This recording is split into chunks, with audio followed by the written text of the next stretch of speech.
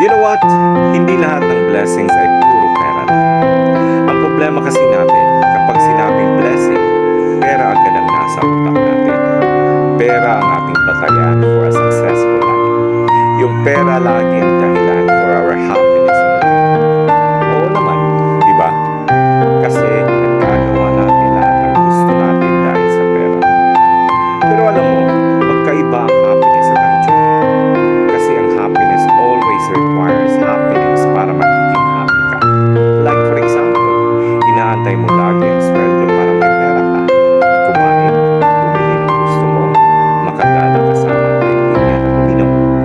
And after that, mag-aantay ka na naman sa susunod na sweldo kasi ubos na ang pera mo. Feeling empty na naman ang pakiramdam. Samantalang yung joy, iba. Kasi it's a state of being. It's a